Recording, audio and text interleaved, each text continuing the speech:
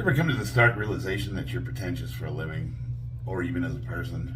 The simple fact is, I'm in a hotel room in Utah, and I spent more than 10 minutes trying to get the lighting right for this video, and it made me realize, who are you? It's all about the lighting. For anybody that's interested or cares, I work commercial construction for a living, and I've been doing that for the last 20 years of my life. And every once in a while, you get a good gig where you can work in one area for a very long time. That's why I settled down in Vegas. Work's been booming, and I haven't had to leave state much. The last two times I had to leave state was both with ironworker companies, you know, Union 433. When the work dries up, you go where the work is. And I've been really lucky because this company that I've been with, I haven't had to leave Vegas for more than just, you know, a training here and there, a week here and there, which is kind of cool. But now things are getting interesting because we are short-handed, and we've had people that just up and quit for no reason. We had some people that no-called, no-showed, which leaves our department very, very short. They sent me out to Utah for the week, and you know, I overheard some conversations where they're going to try to maybe get me to do more. I'm not keen to that. This would be really sweet if I could bring my family with me. It'd be really awesome, but the fact of the matter is it kind of sucks when you're on the road. You know, it's one of those interesting things where it's like, on one hand, we're super blessed because we have good work, we make a good living, and we can afford to support our families, and you get to see the world. Construction has taken me all over the United States, and it's just a really, really interesting trade to be in. If you embrace it, it can give you a lot. You know, everybody thinks construction, they see the vests and they just think, oh, it's just poor, uneducated slobs that, you know, couldn't succeed in life, just decided to get into labor. But it's not that at all. Some of the most intelligent, educated people I've ever met in my life work construction, and it's everything from your laborers to, you know, engineers, doctors, people with doctorates, people that have engineering degrees, people that are in the STEM fields, architects, you know, designers, you know, everything. There's just a whole, all walks of life, project managers, superintendents, you know, just it's everything. It's everything that you can possibly conceive of. All those classes in school that they said that you would never need in life, like algebra. You'll never use algebra. You can't even survive one day on a construction site if you don't know algebra. But we have one thing going for us that our forefathers didn't have, and that's rich Uncle Google. I can type any complex equation or mathematical, you know, computation and just type it right into good old Google, and it'll punch the numbers for me. So on one hand, I'm the dumbest I've ever been in my life, and on the other hand, I could solve any math equation you throw at me. Does that make me a cyborg? I'm a cybernetic organism. I can't live or function without the mechanical aspect of me. It's like together I'm a superhuman, but apart I'm nothing. Hey Charlie, how much airflow do we need to clear an 800 square foot room of fumes when they're welding in there? Oh, let me do the math real quick. Let me see. You got 800 square foot room, and you need to Google 170 CFM. Just do the math for you. Confined space, Uncle Google. You need to check the tolerances on your, you know, the tabs you just welded on. You just take the thickness of the steel divided by the length of the weld and the weight, and it's the whole 9 yards. You know, how many foot-pounds can, you know, 3-inch 1/8 U-bolts hold with a 1/2-inch stainless steel cable run on a span of like 130 feet with stanchions every. You know, he just does the math for you. Yeah. How often do you need kickers installed so that it'll support 200-pound impact? Or, you know, Google. Anything's Google. Now, obviously, with me being on the road, I didn't really have any recent training footage. I slept all day yesterday. As soon as I got off work, I went to bed, which was about 4 o'clock in the afternoon, and I slept all the way to 4 o'clock in the morning. I didn't go out to eat. I didn't do anything. I was just thrashed.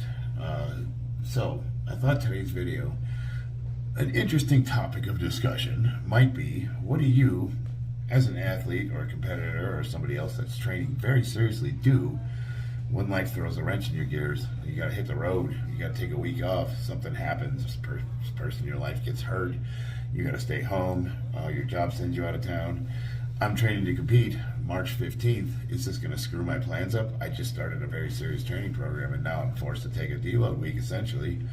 You know, the stress of, you're not eating properly when you're on the road. I mean, you can eat properly, but it does take a little bit of thought, and I thought I would share some of the things that I like to do that might help you out when you have to travel. As a bonus, the backdrop is the last time that my daughter and I got to train over at One Kicks Muay Thai, and the first half of the video is her and doing her sparring, and we had a pretty good time with that.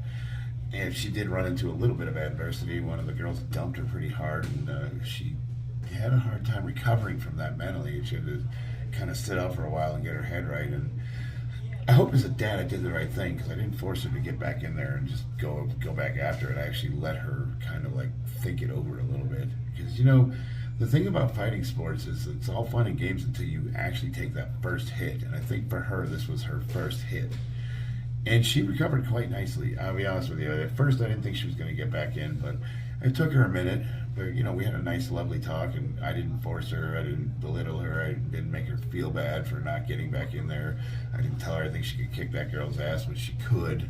It's just that she's better than her. That's dad. And then of course the second half of the video is me getting my butt kicked, and me coming to the very stark realization that there are levels to this stuff, and I have a lot to learn. But I will say this, part of me didn't want to post this because it shows that like I'm not really that good at fighting. But then the other part of me was like, well, these are advanced students I'm sparring with. These are guys that have done fights, or they're top of the class. I don't know. There was 4 of them in there, and I know 2. One for sure was a professional fighter. The other one's an instructor. All 4 of them have been training for years. When this is my first week. And if we were doing straight boxing, I think I could hold my own against all of them. But you throw some feet in there, and there's a lot to consider. And I have a lot to learn, and that's not a problem. I enjoy the hell out of it. I had a lot of fun. And the whole point of the sparring was to allow me to experiment with footwork, with mild diversity. The coach, he was giving them instructions as to how hard to go, when to hit me, to let me have it when I let my guard down, that kind of thing. So they weren't just like clobbering me like without instruction. They were there to actually teach me. And it was really, really awesome. Those guys were basically allowing me to experiment on them and learn what is being instructed. And in between some of the videos that you don't see was the trainer coming over and explaining things like how to stand properly, how to angle my feet, how to use the hand defense, because we don't do a lot of slipping like we did in boxing. Really interesting stuff. But when you watch the video, it's like, this guy's not good at all. Like, why is he in the ring? At least that's what I see when I see it. But I've never been the type of guy to just kind of quit something. I'm going to learn it, damn it. And that's part of the process, On the first day we went in there, and my trainer, who was a professional fighter, he's done 4 fights, he said everybody that walks through that door is bad at first. He said, you got to be bad before you're good, so just take that into consideration. He said, I know guys that have boxed for years, and they come in and do Muay Thai, and they suck, because the footwork is completely different. Like a lot of things that you do in the sport of Muay Thai, you can't do in boxing, and a lot of things you do in boxing, you can't do in Muay Thai. I mean, you can, but there can be severe consequences, so you have to unlearn all of that and relearn it. And that's what I'm kind of in the process of doing. Every time I had to stop and think about what my feet were doing, I would drop my hands and God slap me across the face. I don't have it committed to muscle memory, so I'm like trying to compute things in my head, and I'm like, and I noticed I would like little things, like I wasn't even turning my wrists over properly. It's like I forgot how to throw a proper punch. But that being said, it was just, I had a super fun time. I watched this video and I'm just laughing the whole time. I mean, it's kind of showing me for the skill level I have. It's like I could try to hide it and just show like perfect clips of like the 30 seconds of me doing something that looks cool, and I could maybe pass it off like I actually know what I'm doing. Or I could just show you me get my butt kicked for a half hour. Keep it real. My daughter, the aspiring cameraman, she wants to show the whole facility. It's so adorable. It's a nice facility. It's got 3 floors. It's got one for Muay Thai, one for boxing, one for Jiu-Jitsu. The Jiu-Jitsu portion of it is Gracie affiliated. The cool thing about Vegas is the UFC is headquartered in on Vegas off the 215, and I want to say Durango or Buffalo, one of those two. It's over there, and all the fighters come to Vegas, and a lot of them live here, and a lot of them don't make a ton of money with the UFC. So, what is a professional fighter to do? Well, you can either open your own gym if your name's got enough behind it, or you can become a trainer at a facility and make a decent living, or at least enough to. A lot of them, they all live together. Some of them get their apartments and they live with other fighters and they split rent. Some of them are good enough where you see them driving around in fancy sports cars. I'd say there's very few of them compared to the other ones. You get a lot of celebrities that come into town, like when Brian Shaw and Eddie Hall were filming their training. That was at the UFC Fight Center here in Vegas.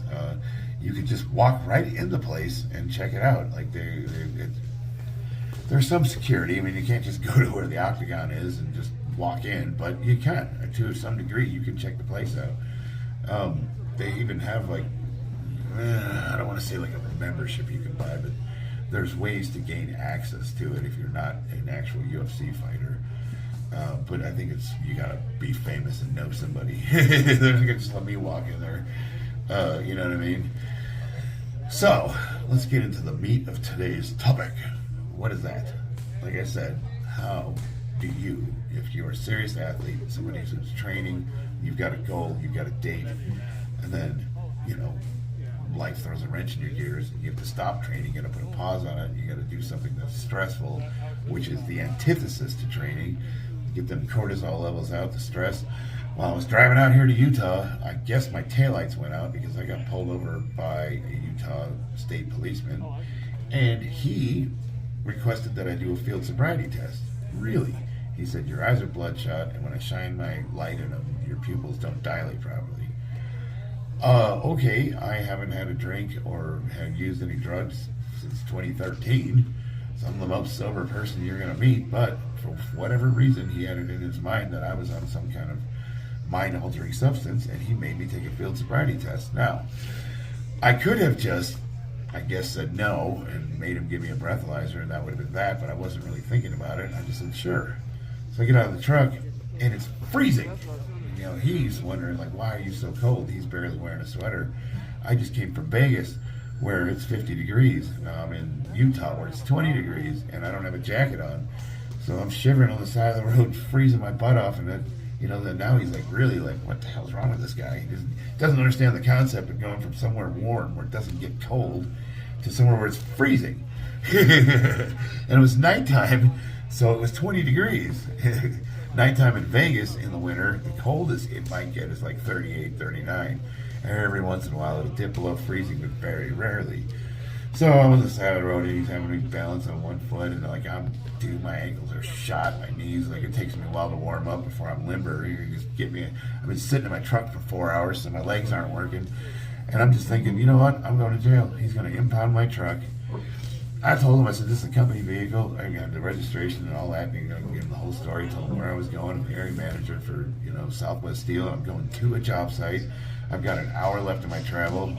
I've been driving nonstop from Vegas. It's only a 6-hour drive, but nevertheless.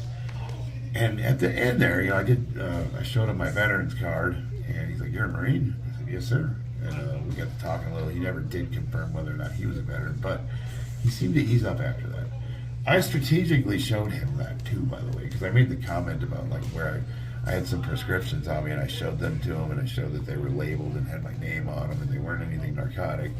And he noticed that it said the VA on there. So I'm like, yeah, I'm a veteran. And we got to talking, and next thing you knew, he's like, well, I'm not going to give you a DUI. Oh, thanks. Really? He's like, I'm letting you go, but you have to understand, a lot of people lie to me, and I'm not sure I 100% believe you. I'm like, what do you say to that? Thanks. Okay. What is your point? If he would have arrested me, I obviously would have went to jail, and then they would have taken a blood test, and I would have beat it. If I had to go to court, I would have beat that too, because I wasn't on anything. But in the middle of that is the going to jail, not getting your destination, getting your car impounded, paying the money to get your car out of impound, because they don't give a crap if you're innocent, you still got to pay. They impound your car, guess what? You better come up with the money, otherwise you're not getting your car back. I know a lot of people who have lost their vehicles because they couldn't afford the impound fees. And most people don't own their stuff. It's a bank note, so the bank owns it. I don't know how that works, but you know, the company owns vehicles, so I just probably just call the boss up and be like, hey, guess what? All right, long story short, I finally got to my hotel room and it was 9 something at night. You know, there's a pool and a little gym, and everything miraculously closes at 10. So I'm like, oh, okay. So, you know, I go to bed, and then the next morning I'm at the job site 5 in the morning, freezing my balls off. Here we are today. I haven't trained. I've barely slept. I don't feel good. I've got a headache. I've got a bit of a nose cold. I'm not eating properly. What do you do? What do you do? How do you compensate for the fact that, what if my boss says, hey, I need you there for another week? Now we're talking 2 weeks out of a 6-week program. That's, you know, that's a third of my programming right out the window. How am I going to be expected to perform well at this competition if I don't even have access to basic equipment? Well, a couple of things I do personally. One, it's okay to take a deload week. It really is. If you train as hard as we do, usually a week off will do the body a lot of good. You'll heal a lot of injuries, and you'll actually, for a lot of people, they'll actually notice a difference in their physique because their body's able to rest, and then, you know, protein synthesis does its thing, and all that stress that you put your body on, once you start recovering from it, you'll actually see that you might even fill out a little bit. You might get stronger. Who knows? Now, a lot of us don't train hard enough to get those benefits, but you know if you do. And I'm typically one of those guys that tends to overdo things a little bit, so a week off doesn't hurt anybody. But what if you can't afford a week off? Or what if you're just one of those types of people that just really, you just need to train? Well, every time I look for a hotel room, I try to find one that has a gym. Now, usually hotel gyms are very substandard. If you're lucky if you got dumbbells, you're lucky if you've got a cable machine or access to pull-ups. But if you do, you've got basic equipment. You've got some dumbbells that maybe go up to 75 pounds. You've got one of those little cable fly machines that you can, you know, like a little multi-gym pieces of crap that's in the corner. You can do a lot with just that. That has got a pull-up bar on it. That's got the cables. You can, if you could squeeze some weights on your legs, you can do weighted pull-ups. It's usually got dips. You can do weighted dips. If you got dumbbells, you can do nice, like you can take those big 75s and just do sets to failure. You know, for a lot of us, a nice 75-pound dumbbells with full range of motion, you can get a lot of work done with just a few dumbbells and a rack. You know, as long as the rack adjusts to the seated position or lays flat, that's pretty much all I need. That'll get me through a week. But what if it's longer for a week? You know, now we're talking about like cutting into like some serious training. You want to give squats, deadlifts, and bench press up? No. So if I think I'm going to be somewhere for more than a week, I'll usually try to call ahead and see if there's any local training facilities around it. And here's what's cool, guys. If you're on the road and you go visit any gym, generally speaking, they will allow you to train there for free for 1 day to see if you like the place. Now, if you're not a resident, a lot of them will not offer that to out-of-state people. So what I do is I lie and say I just moved here and I'm looking for a new facility. 9 times out of 10, that's all it takes. I'll get my free day. And if you can find 3 or 4 gyms, you can basically get all you need done, assuming that all those gyms have a squat rack in them and access to a barbell with some plates. There's your week right there. You gotta go to 3 different gyms. And if you find one you like, and you know you're gonna be there for more than a week, you can start training there. There you go, there's your training facility. Now what do you do about food? Well, we don't always have the luxury of picking our hotel rooms, especially if work's paying for it. But generally speaking, in construction, they tend to give guys rooms that have small kitchens so they can cook and eat for themselves.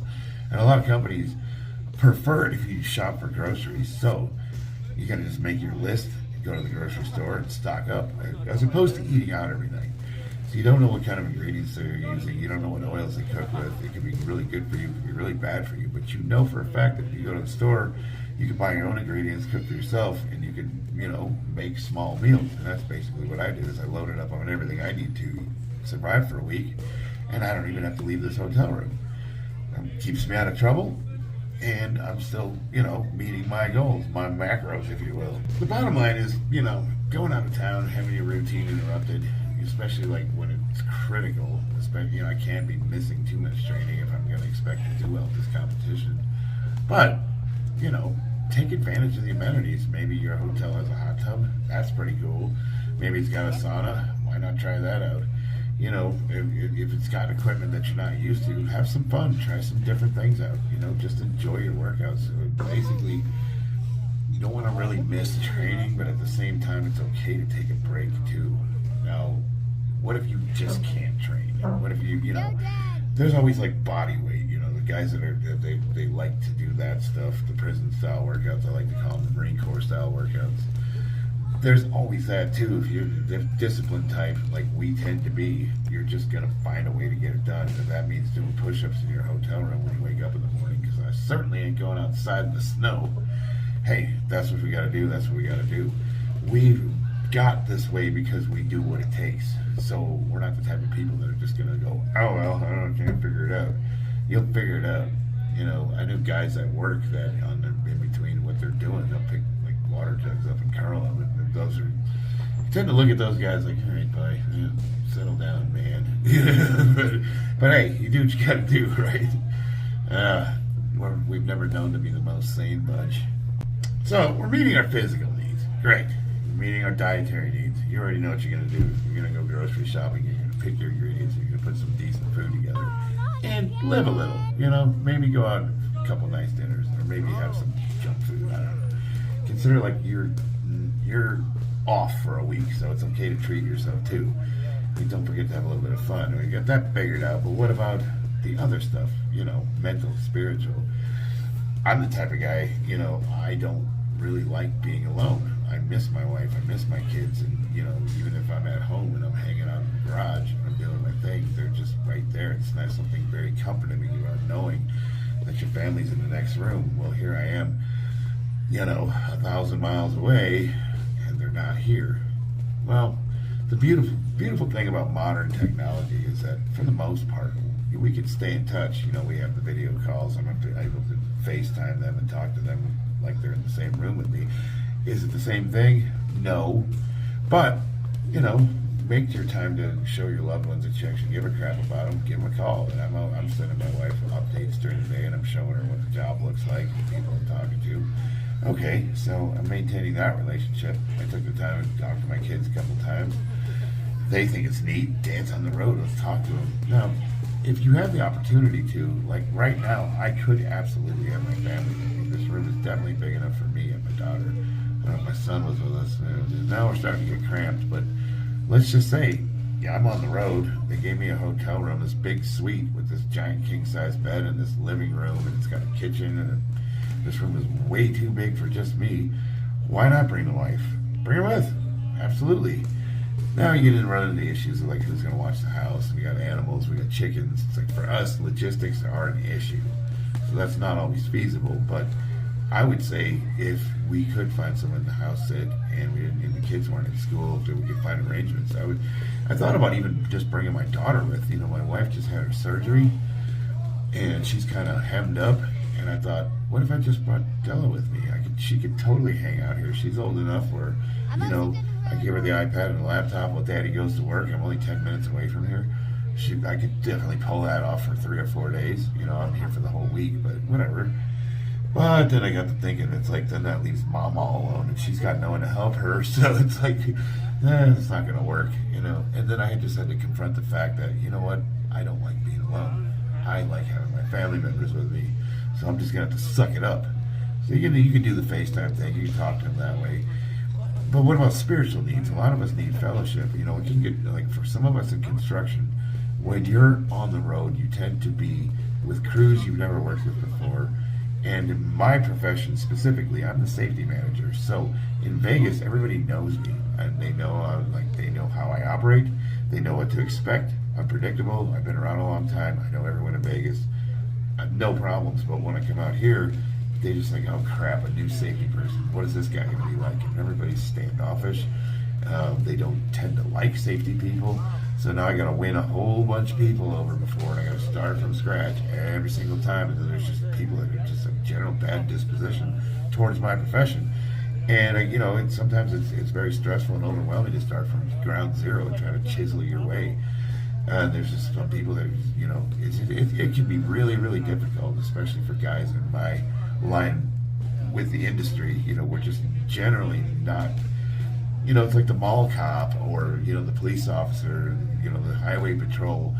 I'm construction cops, I'm military police. I'm the guy that doesn't necessarily have your best interest in mind, and even if I do, which I do, I'm there for the guys I work with. They don't know that. For all they know, I'm just looking out for the company, and I'm just going to throw you under the bus. So that's stressful. I gotta do all that. I gotta learn all these people's names. I gotta, figure out the crews. I gotta figure out who's who, who's the troublemakers, who's the guy I can rely on, who can I go to in a pinch, who do I need to watch out for.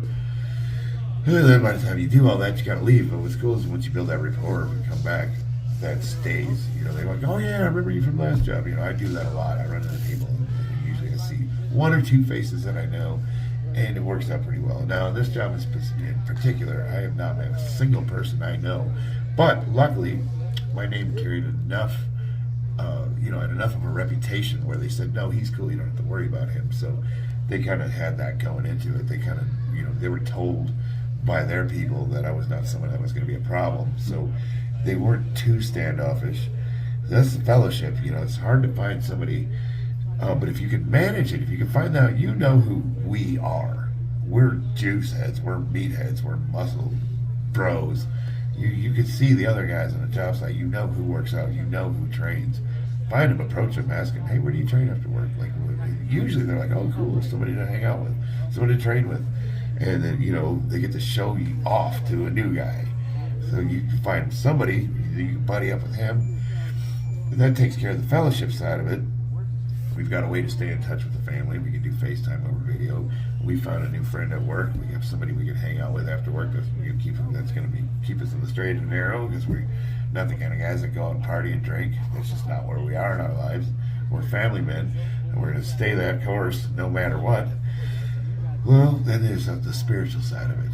How do you, it gets kind of lonely. You're in a new place. It's dark when you wake up. It's dark when you go to bed. It's freezing cold, or maybe, whatever. The climate's going to be different than what you're used to, and it can be very easy to succumb to depression and self-pity. So it's very crucial that you are taking care of your spiritual needs. And for me, it's as simple as just like getting online and looking at some YouTube videos about, world history or biblical stuff, or, I'll crack the Bible up and read it. But for others, they might need the fellowship of like a community, like a church, a religion, that kind of thing. It's super simple, man. All you gotta do is just, wherever you're going, just type in whatever denomination of faith you are, and get a lay of the land before you come out. And a lot of times, especially if you're Catholic or one of the offshoots of the Abrahamic religions, you can reach out and call those facilities and let them know you're coming to town, and they'll be expecting you. They'll greet you when you get there. I've done it before, especially with the Catholic Church. We were doing for a while there, I was into recovery, and I couldn't go on the road unless I had AA meetings. So what I would do is I'd call the regional office up and just find out where I was going and what AA meetings they had, and they would send me their local information, and they'd have meetings planned out, and I could find an AA meeting and go to it. As a matter of fact, I was thinking about doing that this week, and not because I'm thinking about drinking. That's the farthest thing from my mind, but just because it'll put me in touch with those people, my kind of people. I'm out of state, I'm visiting. That's really cool. Sometimes it's fun to just go to an AA meeting and introduce yourself as a visitor from out of state. You can meet local people and get around like-minded people that are doing the same thing you are, and it just keeps you out of trouble. That's what it's all about. It's all about when you're separated from your routine, your faith, your family. That's when the devil comes to get you. When you're at your lowest, when you're at your weakest, he presents you with temptation. I firmly believe that. I firmly believe that when I set myself up to be weak, that's when he comes to tempt you. He tempted Jesus when he was in the desert fasting for 40 days and 40 nights.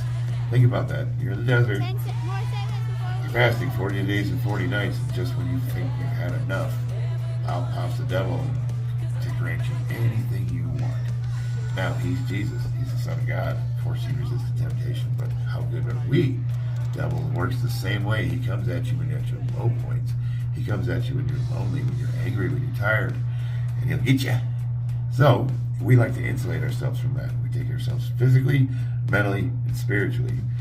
If you're on the road, sometimes it's phone a friend, you know? We're always here. That's the beauty of the social media, the internet, these parasocial relationships. It's like we have people we can reach out to. And this in a way, is therapeutic for me because it reminds me that I still need to do stuff even though I'm here in this hotel room all by myself. There's things I have to do. I got to check those boxes off. Yeah, hopefully, if you're ever put in the same situation, there's a lot of room for growth, and it doesn't have to kill your gains or ruin your program or derail your life. It's just sometimes we do what we got to do to provide for the ones we love, and there's no reason why we can't enjoy ourselves while we're doing it a little bit. You know what I mean? See it as a vacation. You get to take vacation with yourself. It's a good time for self-reflection and trying to learn. And learn a little bit about myself. I take that time, and you know, usually something good comes out of it. But in the past, before I was ready to be on the road, I succumbed to temptation. I did things I wasn't supposed to do. I got in trouble, and you know, when the devil comes to take his payment, there's usually a pretty heavy cost associated with it. So just remember, everything that goes up comes down. Oh man, when that pendulum swings, it goes all the way the other direction. Let me tell you, just slowly settle down in the middle. You're going for a ride, you know what I'm saying? I think this video is going to be long enough. Hopefully, I'll get to do some live streaming here pretty soon. I'm not sure if I'm going to do it here in the hotel room, if I'm going to have the gym. I don't know if it's appropriate to do it there. I'll figure something out. I'm here until through the weekend, so hey, I love you guys. And I will see you on the battlefield.